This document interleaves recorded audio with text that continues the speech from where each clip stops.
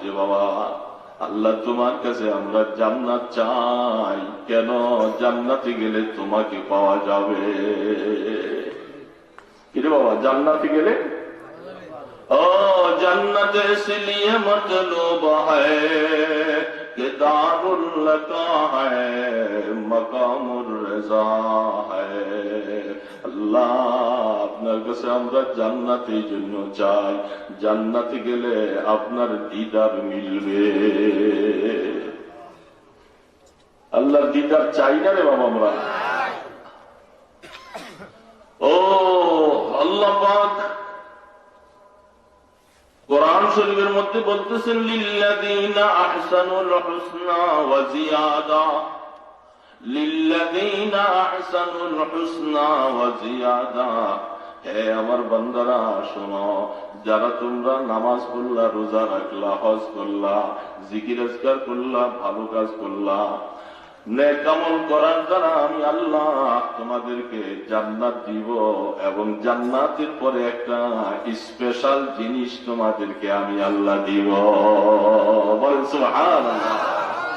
Special একটা জিনিস আল্লাহ পাক। ও জিয়াদার তাফসীর লেখেন রুহুল মানি ওয়ালা আল্লামা আলুসি রাহমাতুল্লাহ আলাইহি বলেন, জিয়াদা শব্দ বলছেন আল্লাহ অতিরিক্ত একটা জিনিস দিবেন, সেটাই হলো দিদারে এলাহি।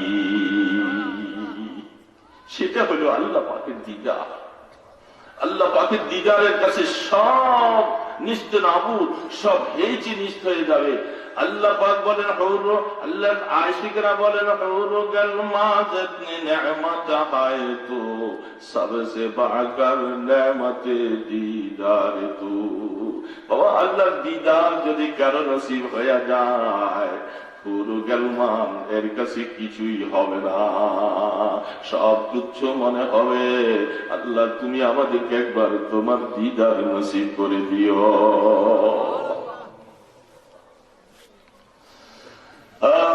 দিদার আল্লাহু আকবার। তো রাসূল বলতেছেন কিয়ামতের ময়দানে তিন ধরনের মানুষ। এক ধরনের মানুষ হবে যারা বিনা হিসাবে আল্লাহর জান্নাতে চলে যাবে। বলেন না সুবহানাল্লাহ। এদের কোন হিসাব নিকাশ হবে না, কোন হিসাব নাই। নবী, সিদ্দিকীন, শুহাদা, এরকম আল্লাহ পাকের কিছু কুতুব, আফজাল, সাকিব, নকিব, এরকম অনেক আছে যাদের কিয়ামতের ময়দানে হিসাব হবে না। এরা কত ভাগ্যবান। আরেক দল মানুষ এরকম জমিনের মধ্যে আছে যারা বিনা হিসাবে জাহান্নামে চলে যাবে, এদের কোনো হিসাব নাই। এরা হলো কাফের মুশরিক। এদের কোন হিসাবের আওতায় আনা হবে না, কারণ ঈমান নাই। কি নাই বাবা? ঈমান না থাকার কারণে বাবা ঈমানের কদর কত, ওজন কত এখন বুঝতেছ না। বুঝবা যেদিন মৌতের সময় তোমাকে জান কান্দানি শুরু হবে, সেদিন বুঝবা ঈমানের দাম কত। والنازعات غرقا والناشطات نشطا والسابحات سبحا فالسابقات سبقا فالمدبرات امرا।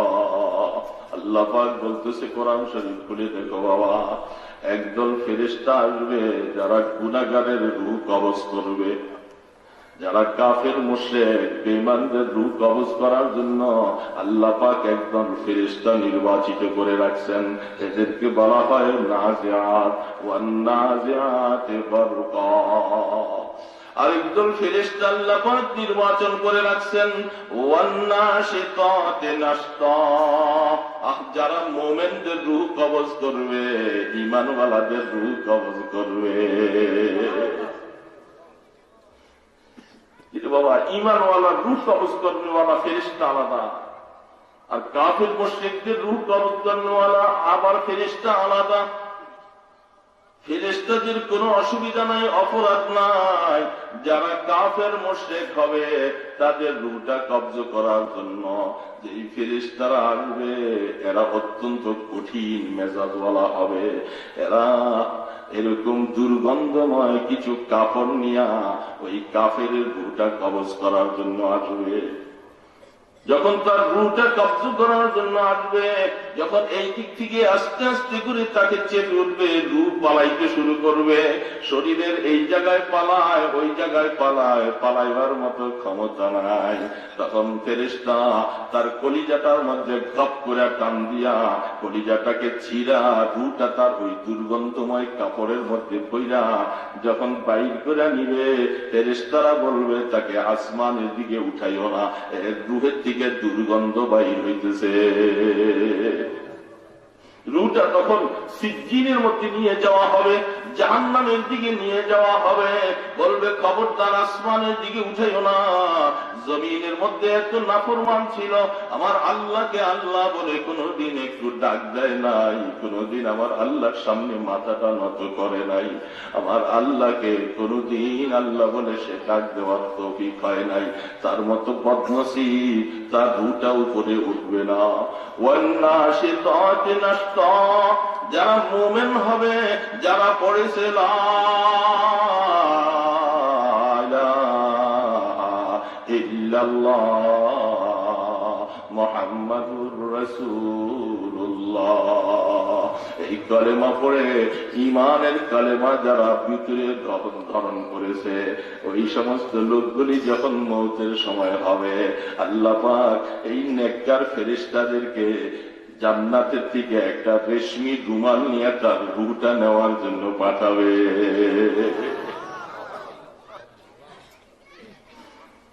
আল্লাহু আকবার।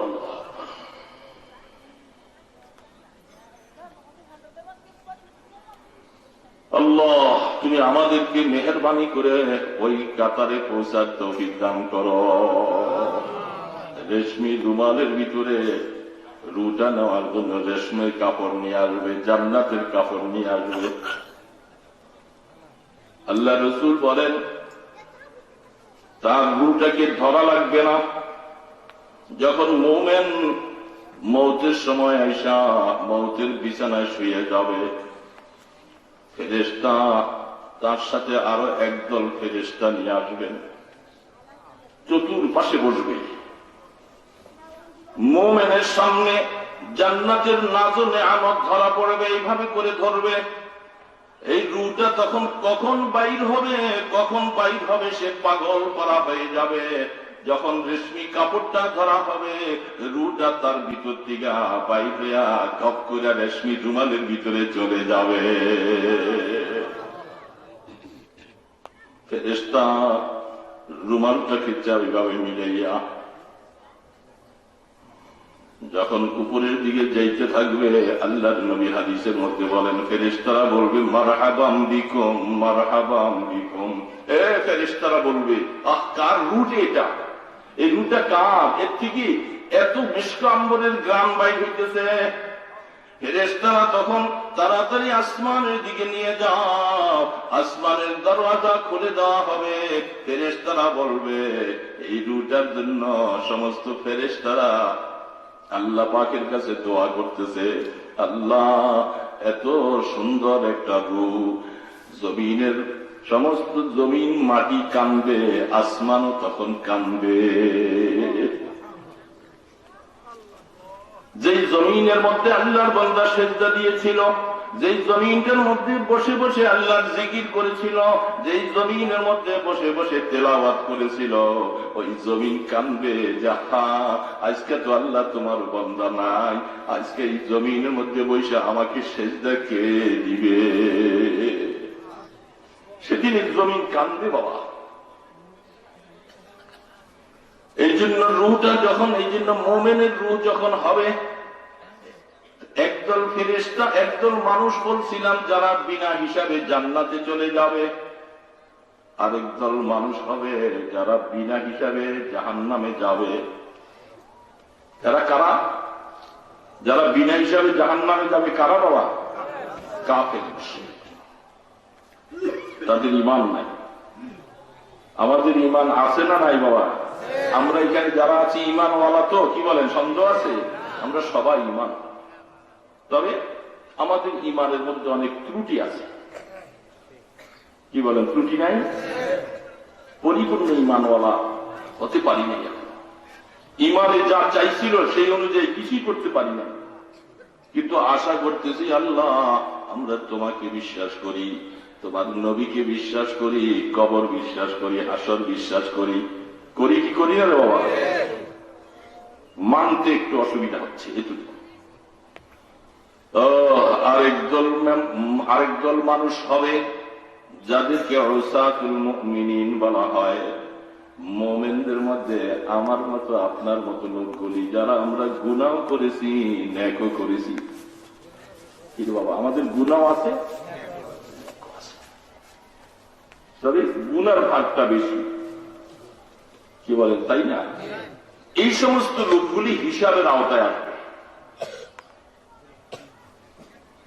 ও মিশকাত শরীফের মধ্যে বাবুর শাফাআতের মধ্যে হাসিয়ার মধ্যে লিখছেন, মোল্লা আলী কারি রহমতুল্লাহ আলাইহি লিখছেন, আল্লাহর নবী কিয়ামতের ময়দানে যে সুপারিশ করবে, রাসূল সুপারিশ করবে না?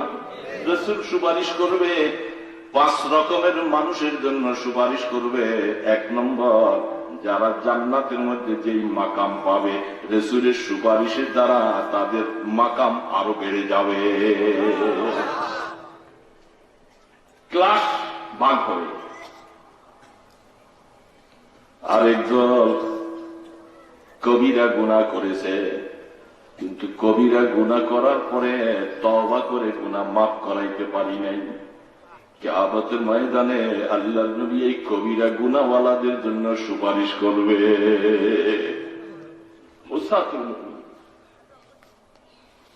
তখন আল্লাহ রাসূল বলতেছেন, এরকম যাদেরকে প্রথমবারে জান্নাতে ঢোকার অনুমতি দেওয়া হবে, জান্নাতে যাওয়ার জন্য পুলসিরাত অতিক্রম করা ছাড়া জান্নাতে যাওয়া যাবে না। কিরে বাবা, যাইতে পারবা? পুলসিরাত যেটা আমরা বহু শুনেছি, হীরা থেকে দাঁড়, চুলের থেকে চিকন, শুনছি না এই কথাটা? কিন্তু আল্লাহর নবী বলেন এই পুলসিরাতটা আমার মোমেন বান্দা উম্মত যারা হবে তাদের একটা ফরজ নামাজ পড়তে যেরকম সময় লাগে, তারা এতটুক সময়ও লাগবে না, পুলসিরাত অতিক্রম করে ফেলবে। যারা মোমেন হবে, যারা আল্লাহ পাকের বন্ধু হয়ে যাবে, তাদের কাছে কোন সমস্যা নাই। 30,000 বৎসরের রাস্তা হবে খারাপ,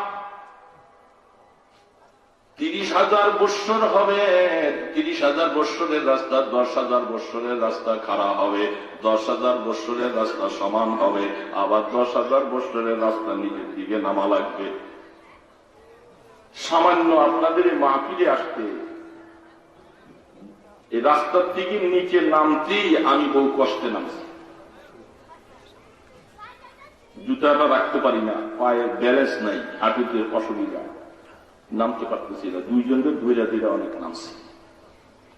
মনে পড়লো তখন কথাটা,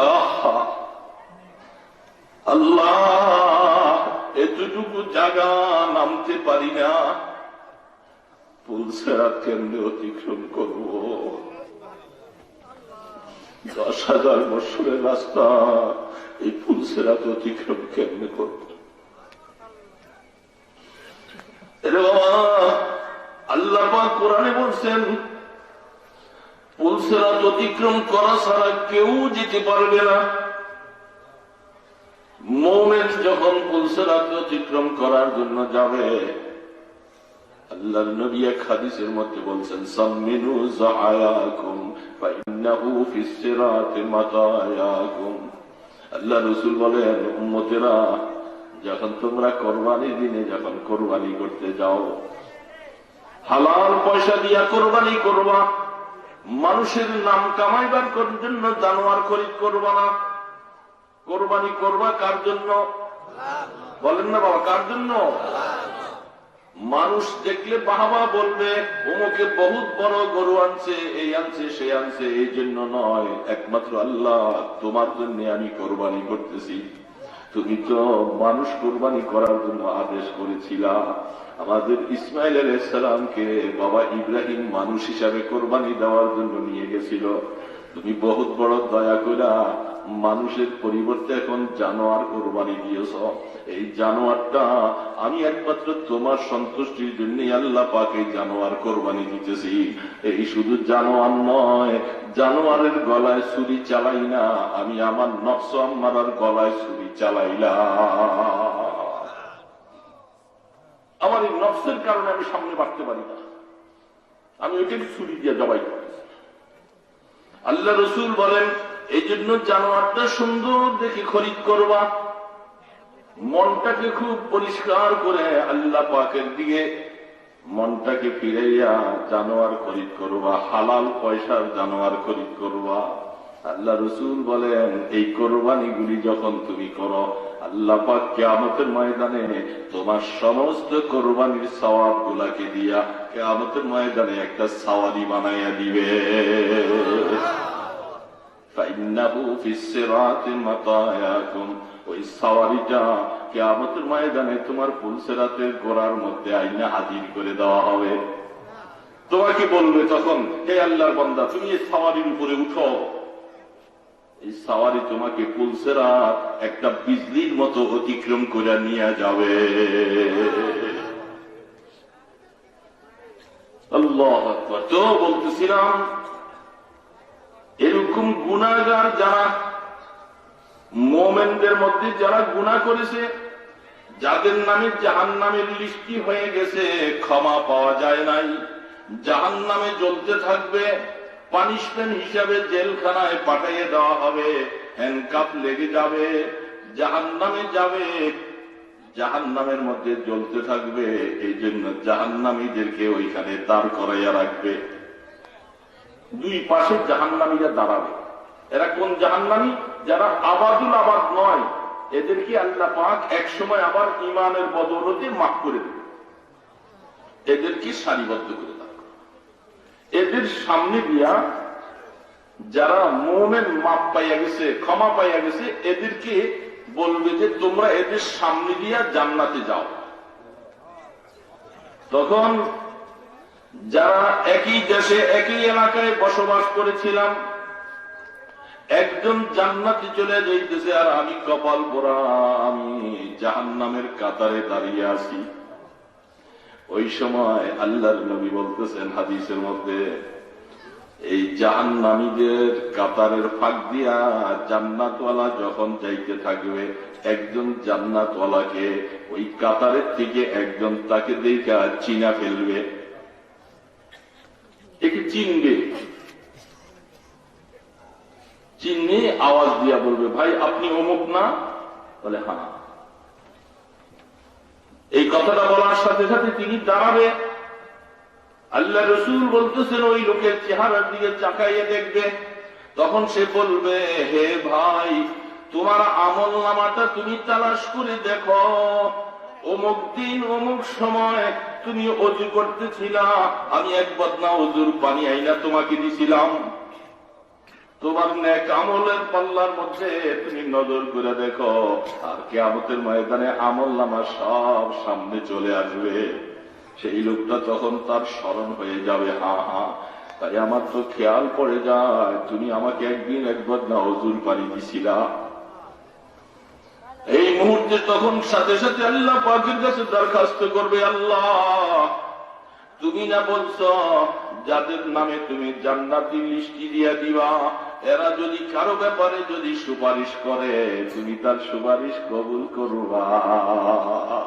আল্লাহ, এই লোকটা আমাকে এক বদনা ওযুর পানি দিয়েছিল, আমি সেই ওযুর পানিটা দিয়ে ওযু করে 2 রাকাত নামাজ পড়েছিলাম। আল্লাহ, আজকে এই বান্দার তকদির মন্দ, সে আজকে জাহান্নামের কাতারে দাঁড়িয়ে গেছে। আল্লাহ, আমি সুপারিশ করতেছি, আল্লাহ তুমি তাকে মাফ করে আমার সাথে জান্নাতে যাওয়ার ঘোষণা দিয়ে দাও। আল্লাহ নবী বলেন, সেদিন এই নেক লোকটার সুপারিশের উসিলায় ওই গুনাহগার লোকটাকে আল্লাহ পাক মাফ করে বলবে, যাও যাও, এই লোকটার সুপারিশ উচিলে আমি তোমাকেও মাফ করে দিলাম। এই জন্য শেখ সাদি বলতেছিল, শানিদাম কে তার রোজে উম্মীদ বিম বদারা বনে কা ববখশত করিম। আল্লাহ, বহু নেককারদের উসিলায় তুমি গুনাহগারকে মাফ করবা। আল্লাহু আকবার। আল্লাহ, আমরা তোমার কাছে দরখাস্ত করতেছি, আল্লাহ আমাদের আমলের দ্বারা আমরা তোমাকে জান্নাত পাওয়ার মতো আমাদের তকদির মনে করি না। আল্লাহ, আমরা আশা করতেছি, নেককারদেরকে ভালোবাসি, বহু আল্লাহওয়ালাদের মজলিসে দয়া বসছি। আল্লাহ, দয়া করে ধানের সাথে চিটা যেরকম কবুল হয়ে যায়, একই দামি বেচা হয়। চিনি যেরকম, চিনির মধ্যে রাস্তার ধুলাবালি পড়লে সেই ধুলাবালি যেরকম 30 টাকা কেজি বিক্রি হয়, আল্লাহ নেককারদের পাশে বসছি, এই উসিলায় আমাদেরকে তুমি মাফ করে দিও। আল্লাহু আকবার, আল্লাহু আকবার। তো ভাইরা, মাফ পাইতে চাইতো আমরা ইনশাআল্লাহ। আমরা দোয়া করি, আল্লাহ এই মজমাত থেকে আল্লাহ যেন একজনকে যেন গুনাহগার বানাইয়া বাড়িতে না ফিরা। আল্লাহ সবাইকে মাফ করে দিলে আল্লাহ জান্নাতের কমি হবে? আল্লাহ, আমি একটা আয়াত পড়েছিলাম, আয়াতটুকু আর সাথে ছোট্ট একটা হাদিস পড়ছি। অল্প সময় যদি আমরা উঠাউঠি না করি, অল্প সময় কয়েকটা কথা বলবো। আমি এতক্ষণ কিছু ভূমিকাটা বললাম। কারা হাসতেছে রে বাবা? হ্যাঁ, দেখছেন? হায় হায় হায় হায়, আরে বাবা হাসো, হাসো, কত হাসবা হাসবা। তোমার মতো কত যুবক কবরস্থানে, কবরের নিচে আছে, আছে না নাই? কিছুদিন আগে 2500 গাউসিয়া দিয়া ঢুইকা ভিতরে একটা মাহফিল করতেছিলাম। বয়ানে বসছি মাঝামাঝি সময়, আমি দেখতেছি স্টেজ থেকে দেখা যায় রাস্তা দিয়া হুন্ডা দিয়া যাইতেছে, 3 জন একটা হুন্ডায়। তো বয়ানের মধ্যে দেখছি, কিছুক্ষণ পরে খবর পাইলাম এই 3 জন হুন্ডাওয়ালা এখান থেকে খুব দ্রুত গতিতে হুন্ডাটাকে খুব স্পিড দিয়া, হুন্ডা দেখেন না মাঝে মধ্যে কি আওয়াজ করে, বু বু বু বু আওয়াজ করে, এই স্পিড দিয়া হুন্ডাটা চালাই যাইতেছে। যাই গাউসিয়ার এখানে যে ব্রিজটা আছে, ব্রিজটার এখানে একটা ট্রাকের সাথে বাড়ি খাইয়া 3 জন শেষ, 3 জন শেষ। খবর আসছে, আমি বয়ান তখনও শেষ করি নাই, শুই না ইন্না লিল্লাহ বললাম। যাইবার সময় বয়ান শেষ করে যাইবার সময় দেখি ওইখানে খুব ভিড়, গাড়ি ঘোড়া খুব জাম হয়ে আছে। পুলিশেরা লাশ 3টাকে রেখে, হুন্ডাটা ওইখানে আছে, 3টা লাশ রাস্তার মধ্যে রক্ত পড়তে আছে। এক নজর দেখা চলে গেল। এই ছেলেগুলি কি জানতো যে এখান থেকে যাইতে না যাইতে 5 মিনিটের ভিতরে আমাদের আজরাইল ইসলাম চলে আসবে? কি বাবা, জানতো নাকি? এটার নাম মৌত, এটার নাম মৌত। হাসো বাবা, মাহফিলের পাশে যাদের গলার আওয়াজ মাহফিলের মধ্যে চলে আসে, এদের ভয় করা দরকার। যেটা কোরআন এবং হাদিসের মাহফিল, আল্লাহ এবং আল্লাহ রসুলের মাহফিল, এখানে বসতে, চলতে, কথা বলতে আদবের সাথে করা যায়, আদবের খেয়াল রাখতে হবে। খিলখিল করে হাসবা এখানে, তাতে বোঝা যাচ্ছে তুমি এই মাহফিলটাকে বিদ্যাঙ্গুলি দেখাইতেছ। খবরদার, খবরদার বাবা, বেআদব মাহরুমে গাশতাজ ফাজলে রব। আমরা অনেক সময় মাঝে মধ্যে বলি আদব, এটা আদব না করলে তারা বেআদব বলে। আদবের একটা পর্যায়ে আছে, আদব না থাকলে ঈমান চলে যায়। অনেক সময় বেআদবদের ঈমান নসিব হয় না, এটা বহুত বড় কঠিন হালায়। এই জন্য খবরদার বাবা, কোনদিন বেয়াদবি করবো না। আল্লাহওয়ালাদের সাথে কোরআন এবং হাদিসের মাহফিলে কোনদিন বেয়াদবি যদি করবা, তোমার কপাল খারাপ হবে, ইমানটা নষ্ট হয়ে যাবে। খবরদার মনে রাখবা। আমি ওই দিকে গেলে তো রাত শেষ হয়ে যাবে। অনেক আয়াত কোরআন শরীফে আছে। এখনো আল্লাহর নবীর রওজা পাকে হজে গেছেন না? এখানে আছেন কেউ? হাজী সাহেব আসলে গেল তো আপনারা ওলামাই কেরাম ছাড়া যারা আমরা গায়েবে আলেম আমরা তো বুঝবো না। আল্লাহর নবীর রওজার উপরে কোরআন শরীফের 2টা আয়াত লেখা আছে, এখনো আছে, এবং এই আয়াত থাকবে কিয়ামত পর্যন্ত। সে আয়াতগুলি কি? ইন্নাল্লাযীনা ইয়াগুদ্দুনা আসওয়াতাহুম ফাওকা সাওতিন নবী।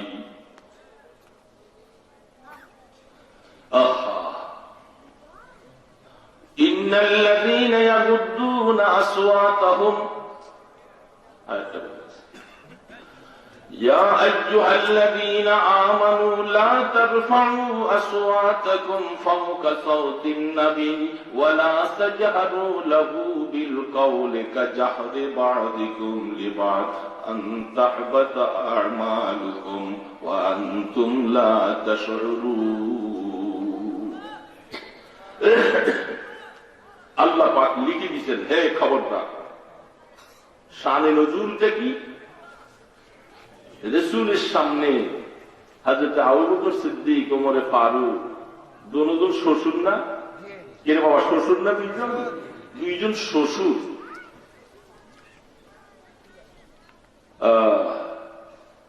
একটা কবিরা গোত্রের কিছু লোক আসছে, সেই কবিলার নাম হঠাৎ করে বলে গেলাম। তাদের সাথে কথাবার্তা বলতে বলতে একদিন আল্লাহর নবীর সামনে কথা দুইজনের বড় হয়েছে। বড় হয়ে যাওয়ার কারণে রাসূলের কথা ছোট হয়েছে। দুইজন শ্বশুর রাসূল শর্মে ধমক দিতে পারে না, কারণ দুজন ছোট সাহাবী হলে ধমক দিতেন, ধমক দেই কেমনে দুজন শ্বশুর।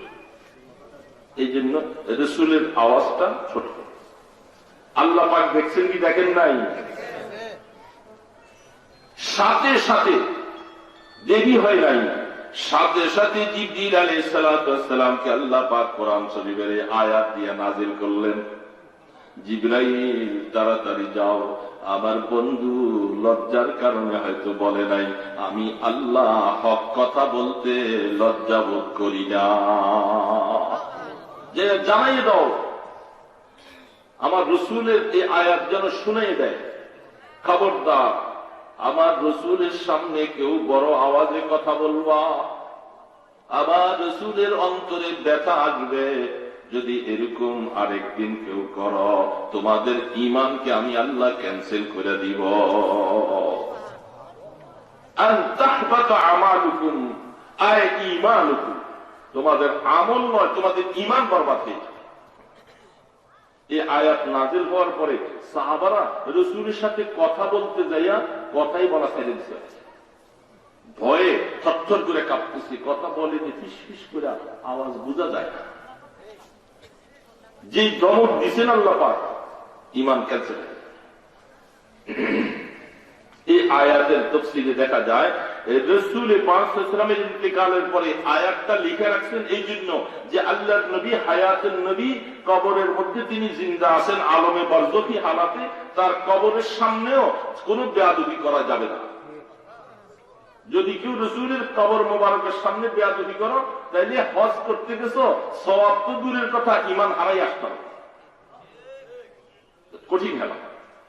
এই আয়াতের তাফসীর খুলে দেখেন, ঠিক যেখানে আল্লাহর নবীর হাদিস পড়ানো হয়, যেখানে দরসগাহ আছে, হাদিসের দরসগাহগুলি চলে, বুখারী, মুসলিম, আবু দাউদ, তিরমিজি, যে সমস্ত হাদিসগুলি পড়ানো হয়, ওই হাদিসের জলসার মধ্যে, হাদিসের মজলিসের মধ্যে কোন ছাত্র সাবধান, কোন দিন বেয়াদবি করতে পারবে না। কারণ রসুলের হাদিসগুলি এখানে পড়া হইতেছে, সম্পর্কটা রসুলের সাথে রুহানি ভাবে হয়ে যাচ্ছে। সে আয়াতের ব্যাখ্যার মধ্যে আরো লেখে, যেই মজলিসের মধ্যে রসুলের হাদিসের আলোচনা হয়, যে ওলামাই কেরাম রসুলের হাদিসগুলি পড়ায় সেই ওলামাই কেরামদের সাথেও বেয়াদবি করতে পারবে না, সেই মজলিসও বেয়াদবি করতে পারবে না। যদি করো মদিনার নবীর সাথে বেয়াদবি হবে।